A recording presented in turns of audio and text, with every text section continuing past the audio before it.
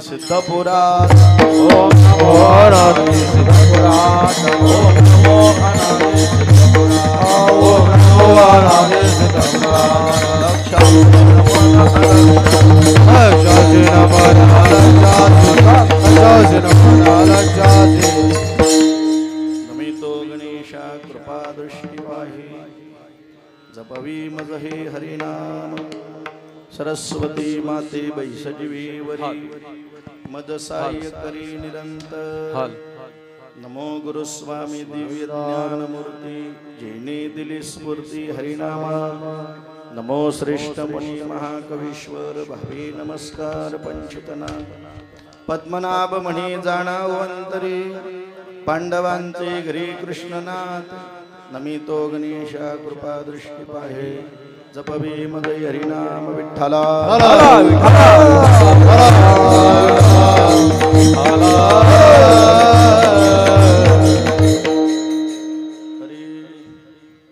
नमावे ते नित्य सद्गुरुचे पाय नमावे ते नित्य सद्गुरुचे पाय अनेक उपाय करू नका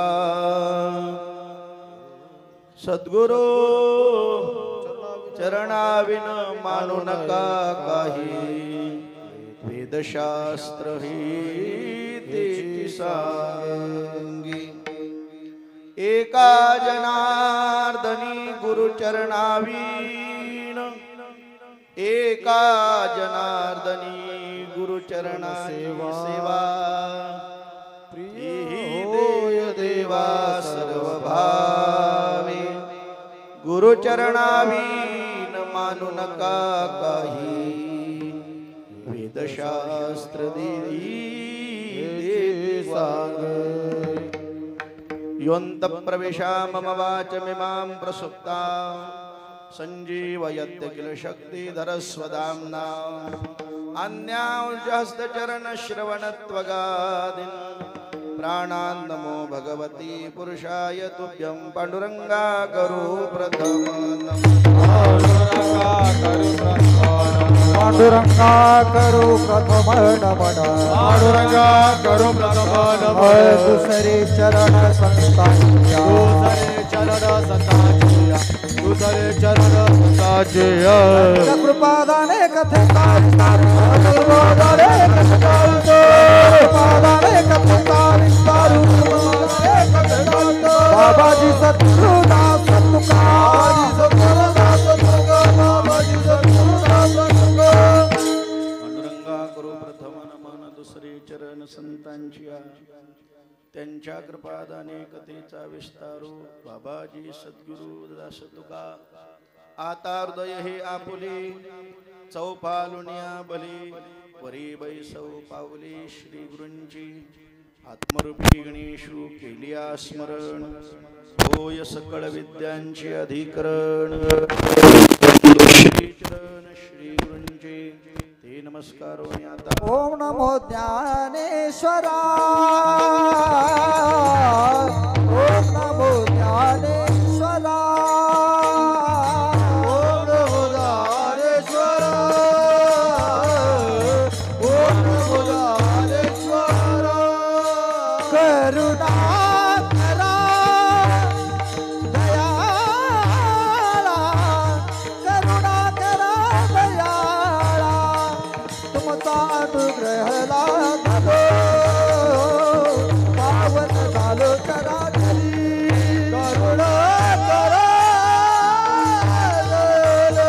करुणा करा दयाळ, तुमचा अनुग्रह लाभो, पावन झालो जोराचे।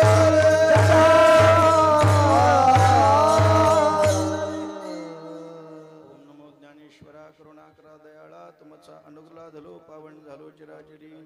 पदिनमितो पद्मनाभाची नारायण माझा, प्रभू रघुवरं करुणावतारं, संसारसारं भुजगेन्द्रहारं, सदा वसन्तं हृदयारविन्दे। भवं भवानी सहितं नमामि, मनोजवं मारुततुल्यवेगं, जितेन्द्रियं बुद्धिमतां वरिष्ठं, वातात्मजं वानरयूतमुख्यं शरणं प्रपद्ये।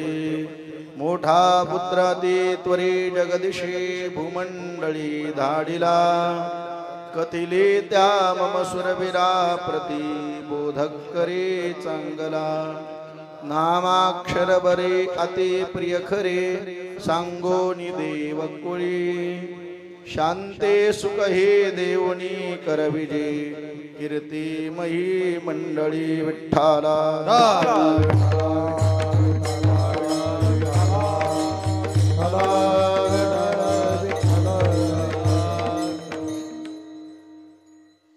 नमावे ते हे सद्गुरुचे पाय, अनेक उपाय करू नका। सद्गुरु चरणाविन मानू नका काही, वेदशास्त्र ते सांगे। प्रस्तुत चिंतना करता गायलेला अभंग, ज्यांनी या संप्रदायाला भागवत रूपी खांब दिला असे पैठण निवासी शांती ब्रह्म संत एकनाथ महाराज यांचा 3 चरणाच्या तुमच्या माझ्या सहित पाठात नसणार पण लिखित सगळ्यांकडे असणार एक सद्गुरु तत्वाचं वर्णन करणारा अलौकिक स्वरूपाचा अभंग आहे. विठाला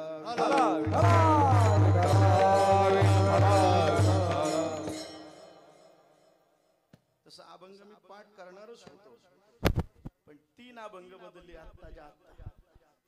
कुणी सांगितलं पूर्ण केला घ्या, नंतर कोण म्हणाला की वाचोनी संसारी तारक तो घ्या, किंवा सद्गुरु नायके पूर्ण कृपा केली.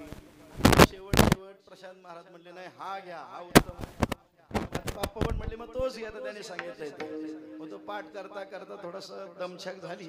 त्यात कडू महाराजांनी लिहून आणला. ते म्हणजे तुम्ही घाबरू नका, मी तुमच्या पाठीमागे खंबीर उभा राहील. पण ते पाठिंबा काढला थोडासा, असू द्या, पण सरकार काय असं पडायचं नाही. तर थोडासा पाठात नसलेला अभंग आहे आपला. काही पहिल्यांदाच ऐकला असेल असे प्रशांत महाराजांकडे ठेवणीतले अभंग कारण ते आळंदीत असतात ना, त्यामुळे मी अभंग घ्यायचा त्यांना विचारतो. पण ते गंमत अशी करतात, अगदी कीर्तन चालू होता सांगतात. आधी सांगतात पाठ होईल का नाही, आधी सांगत नाही, ती गडबड होते. असू दे, पण जसं आता सगळी आहेत आपली टाळकरी मंडळी ती निभावून घेतील, त्याबद्दल काही वाद नाही. असो, पण अभंगाचा धावता अर्थ पाहिला की नित्य सद्गुरूचे चरणाचे वंदन करावे. नमाते नित्य सद्गुरूचे पाय, अनेक उपाय करू नका. नाथ बाबांनी स्पष्ट उक्ती सांगितलेली आहे. अनेक उपाय तुम्हाला काय करण्याची गरज नाही. उपाय कधी करतात? उपाय नाव औषध नाव निदान. कधी करतात? रोग व्हायच्या आधी का रोग झाल्यानंतर? आधी झाल्यानंतर. ज्या अर्थी रोग झाल्यानंतर उपाय, ज्या अर्थी अनेक उपाय करू नका. म्हणजे तुमच्या रोगावरचं एकच औषध काय? नमावे ते नित्य सद्गुरूचे पाय. हा एकमेव सगळ्या रोगांवरचा औषध. आणि गुरुचरणाविन मानू नका काही. तुम्ही गुरुचरणाशिवाय काहीच मानू नका. मग तिथं देव असला तरी चालेल, देव असला तरी चालेल. वेद शास्त्र तेही हेच वेद शास्त्र सुद्धा हेच सांगताय की गुरुचरणाविण तुम्ही काहीच मानू नका. एका जनार्दनी गुरुचरण सेवा, प्रिय होय देवा सर्व. ही गुरुचरणाची केलेली सेवा देवाला ही सर्व भावाने प्रिय ठरते. म्हणून गुरुचरणाविण मानू नका काही. वेदशास्त्र तेही हेची सांगे. हजार अभंगाचा धावता अर्थ. विठाला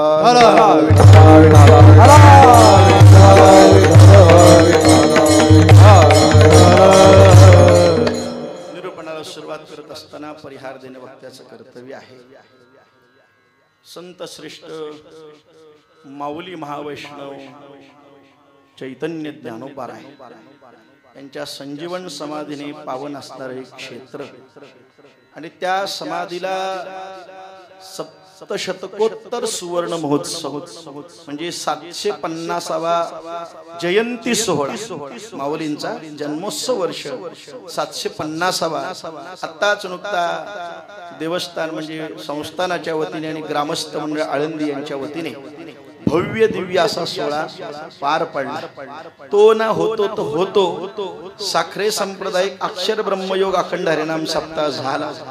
आणि तो होतो ना होतो पद्मनाभ शिष्य संप्रदायाचा हा मूर्ती प्राणप्रतिष्ठा सोहळा आला. आणि आता हा झाला का मग शेती लावायला चला, म्हणजे शेतीकडे जायचं या हेतूने. असं तर असा हा माऊलींच्या जन्मोत्सवाचं 750वं वर्ष. आणि जगद्गुरु तुकोबाराय यांच्या वैकुंठ गमनाला त्रिशतकोत्तर अमृत महोत्सव म्हणजे 375वा वैकुंठ गमन सोहळा. तोही वर्ष याच वर्षी. माऊलींचा 750वा जयंती उत्सव तोही या वर्षी. आणि 1998 पासून आपलं या धर्मशाळेची चालू असलेली कार्य आणि त्याची पूर्णाहुती सुद्धा त्याच वर्षाला योगायोगाने माऊलींनी आणि सद्गुरूंनी आणली. हा योगायोगच समजा. हा दुर्मिळ योगायोग सापडलेला आहे. आता इथून पुढे जर कोणी विचारलं आपल्या धर्मशाळेमध्ये आपल्या मठात स्वामींची मूर्ती प्राणप्रतिष्ठा कधी झाली, तुकाराम महाराजांचा 375वा वैकुंठ गमन आणि माऊली ज्ञानोबरांचा 750वा जयंती उत्सव ज्या वर्षी होता त्याच वर्षी सद्गुरु पद्मनाभ आळंदीत आले. विठाला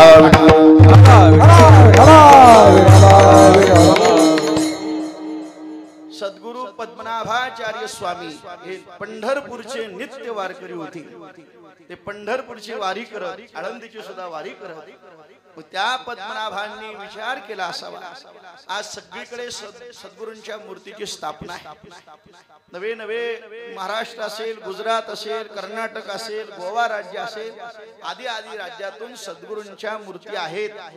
पण अशी काही तीर्थक्षेत्र आहेत का त्या तीर्थक्षेत्रामध्ये सद्गुरूंना येण्याची इच्छा व्हावी या हेतूने आपल्या पद्मनाभ शिष्य संप्रदाय अमृतनाथ स्वामी दत्त मंदिर पुगाव या संस्थेच्या माध्यमातून तत्कालीन असणारी मंडळी त्या जुन्या मंडळींनी काही युक्ती मनात आणून की आळंदी क्षेत्राला आपली काहीतरी वास्तू असायला पाहिजे हा हेतू मनात धरून त्यावेळची जुनी जुनी सगळी मंडळी, तर सगळ्यांची नामं काही मला माहिती नाही, पण आपल्या गुरु परंपरेमध्ये गुरुवर्य त्रिनयन स्वामी, सदाशिव स्वामी, अंबरधर स्वामी, त्यांच्यानंतर गुरुवर्य शिवानंद स्वामी, नरेंद्र स्वामी, नरेंद्रनाथ स्वामी हे कार्य पाहत असताना त्यावेळेला आपले वैकुंठवासी जाधव महाराज असतील कळमोशीचे आणि त्यांच्या समकालीन असणारी जुनी जुनी सगळी मंडळी, मग या सगळ्या मंडळींनी एकत्र येऊन आदरणीय संप्रदाय भारती जनार्दन स्वामी वाडीकर बाप्पा यांच्या मनात असलेली संकल्पना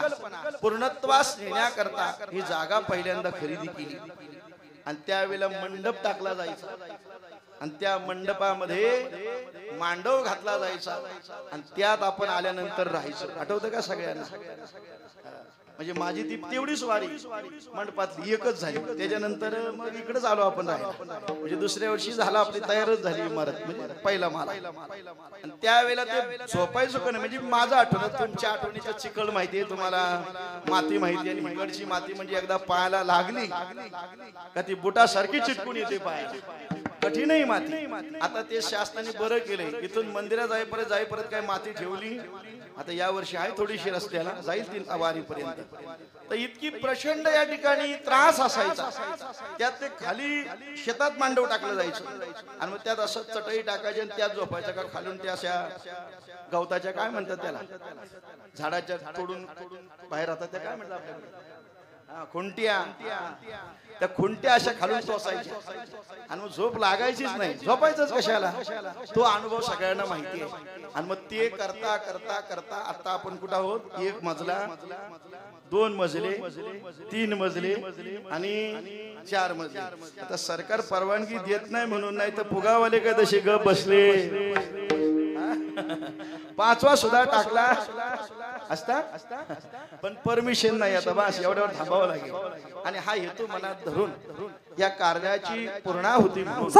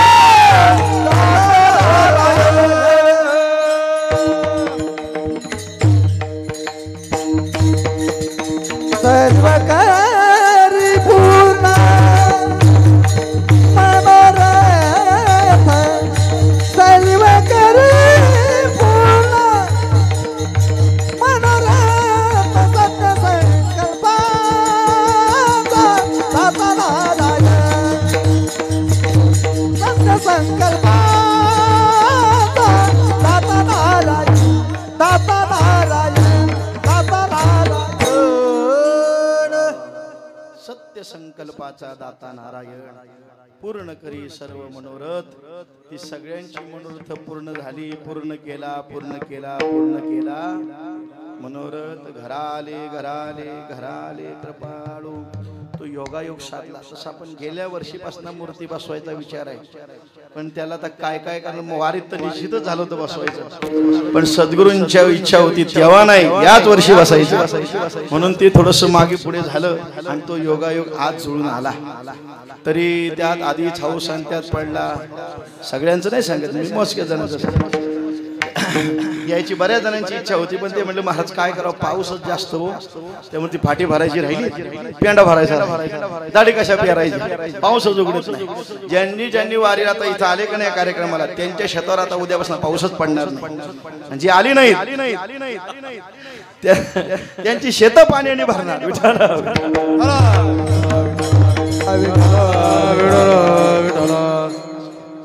तर सगळ्यांची आता आपण आलो म्हणजे आपली नाही भरली तर त्यांची तरी कशी भरणार, भरली तर सगळ्यांची तरी भरते, नाही तर कुणाचीच नाही असं. पण तुम्ही सगळी योगायोगाने या कार्यक्रमाचे साक्षीदार होताय. आज हा कार्यक्रम आत्ता झाला की परत पुन्हा किती वर्षांनी होईल सांगता येणार, 100 वर्षांनी, 200, 300 कधी होईल सांगता येणार नाही. आणि ज्या वर्षी होईल त्यावेळेला आपण असणार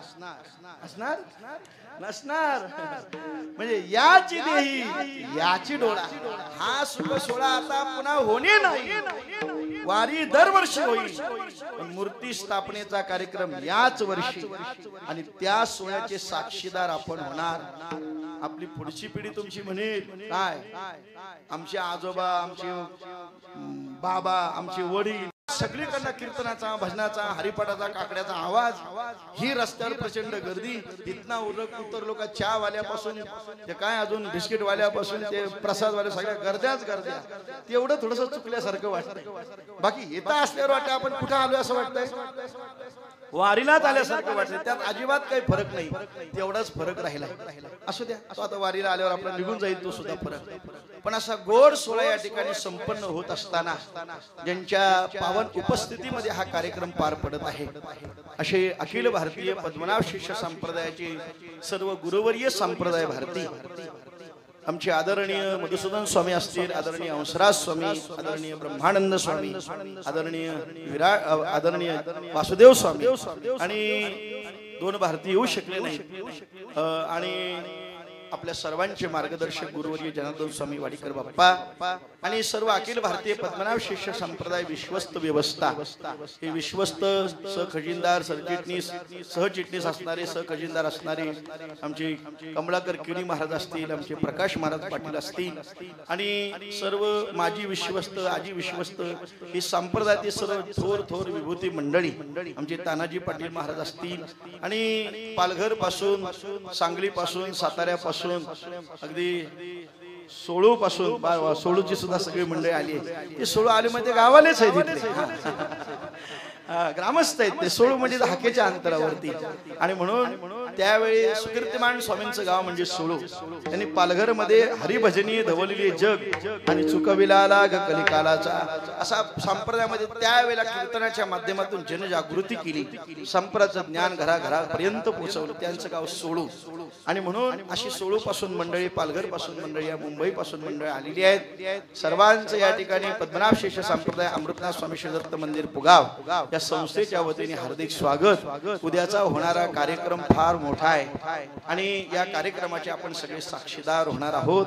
सर्व गायनाचार्य, मृदंगाचार्य, विणेकरी, टाळकरी, त्याचप्रमाणे समोर बसलेले सर्व श्रोतावर्ग, आपल्या संप्रदायाचे अध्यक्ष आपले सदानंद स्वामी गोपाळबा चव्हाण असतील, सर्व विश्वस्त कार्यकारीतील मंडळी, सर्वांच्या ठिकाणी प्रणिपात करतो आणि आता अभंगाकडे वळतो. विठाला विठाला विठाला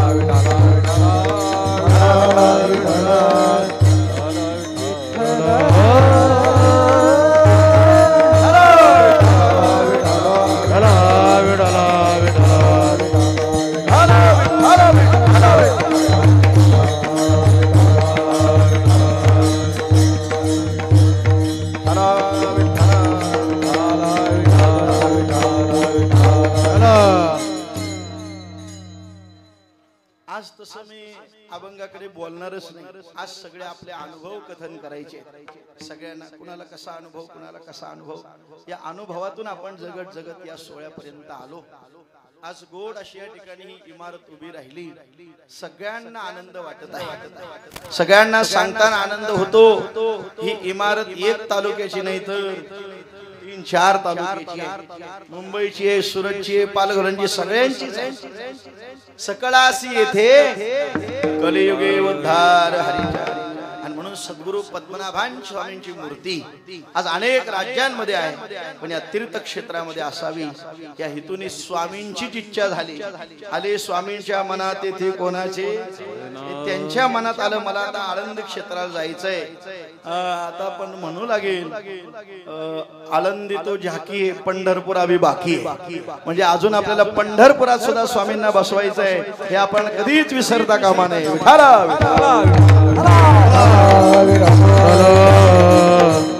आपण गेल्या वर्षी संकल्प केला येतो, पण काही थोडेस वेळेअभावी, थोडं आर्थिक बाजू अभावी राहिलं ते, पण ते आता बाप्पा काही गप्प बसणार नाही. हे इथलं काम पूर्ण झालं का ते तेवढं काम झालंच पाहिजे. सद्गुरु पद्मनाभ स्वामी कलियुगामध्ये पद्मनाभ जो ज्ञानराज मूर्ती देवगणाते बोधक राज देवगणाते बोधक राज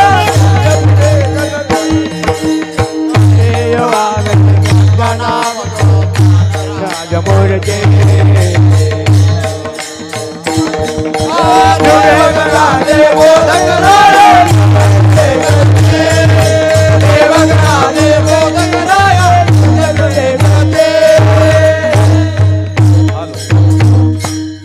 कलियुगामध्ये पद्मनाभ जो ज्ञानराज मूर्ती, ज्ञानराज मूर्ती सद्गुरु पद्मनाभ ज्ञानदेवांच्या तीर्थक्षेत्रात आले.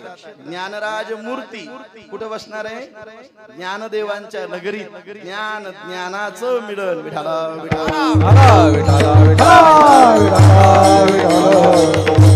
आणि म्हणून सद्गुरु पद्मनाभ स्वामी, जगतपिता गणपती बाप्पा आणि त्याचप्रमाणे माऊली ज्ञानोबाराय यांच्या मूर्तींच्या प्राणप्रतिष्ठा सोहळ्याचा हा कार्यक्रम, त्याच्या पूर्व संध्येला मागवलेली ही कीर्तनाची सेवा आणि त्याकरता घेतलेला नाथ बाबांचा अभंग. पैठण निवासी शांती ब्रह्म श्री संत एकनाथ महाराज या अभंगातून गुरुचरणाची महती वर्णन करतात. गुरु कुठं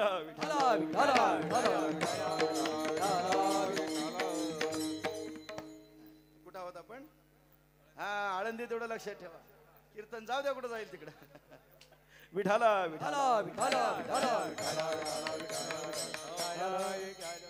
सद्गुरु चरणाविन मानू नका काही.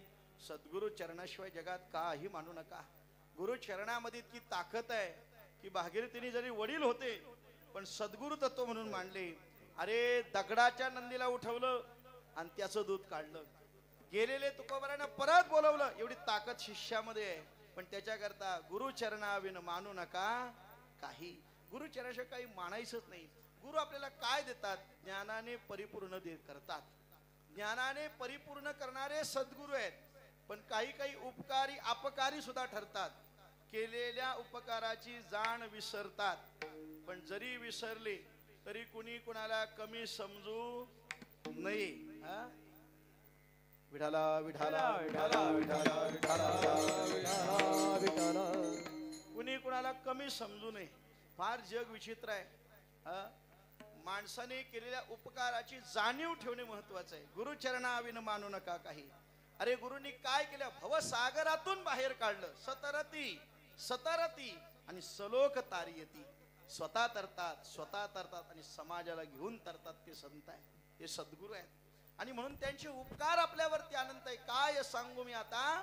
संतांचे उपकार मज निरंतर जागवे. केवढे मोठे आपल्यावर उपकार आहेत. एक माकड जांभळाच्या झाडावर जायचा, रोज जांभूळ खायचा. जांभळाच्या झाडावर जायचा, रोज जांभूळ खायचा. ती जांभूळ होती एका जलाशयाच्या काठावरती. योगायोगाने त्या जलाशयातली एक मगर, तो मगर ती जांभूळ खायला यायचा. आपल्या नदीच्या काठावरती यायचा. आणि त्या काठावर आला का ते माकडाचं ते बघायचं, ते जांभूळ खाण्याचं काम. माकडाने बघितलं मगर खाली आलंय आणि मगराचा आणि माकडाच्या गप्पा चालू झाल्या. आता त्यांच्या काय गप्पा असतील? ब्रह्म काय? अद्वैत काय कुणाच्या मी माकडाच्या आणि मगराच्या सगळ्या डोक्यात का आणू नका. त्यांच्या चर्चा काय काय म्हणते मग फाटी भरून झाली काय पेड भरून झालं काय पेड झाले काय काय पाऊस म्हणतोय या सगळ्या गप्पा त्या दोघांची घट्ट मैत्री जमली. तो माकड म्हणला मी रोज किती किती जांभळं खायचो तू पण खा. माकड स्वतः खायचा आणि त्या मगराला मगराने सुद्धा जांभळं खायची करता करता असे बरेच दिवस गेले आणि शिकारीच मैत्री दोघांची जमली. एक दिवशी मगराने सांगितलं मी एकटाच बाहेर हॉटेलला खातो घरी काही तेवढं खायला काय मिळत नाही.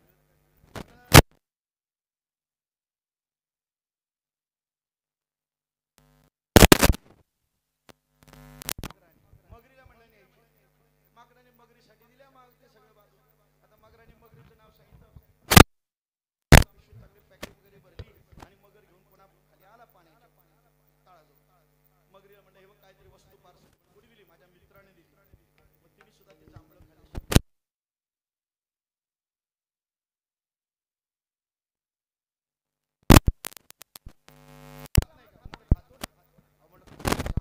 विचार करा जर ह्या जांभळाला एवढी गोडपणा आहे हा जांभूळ जो रोज खातो तो माकड किती गोड असतो. एक काम करायचं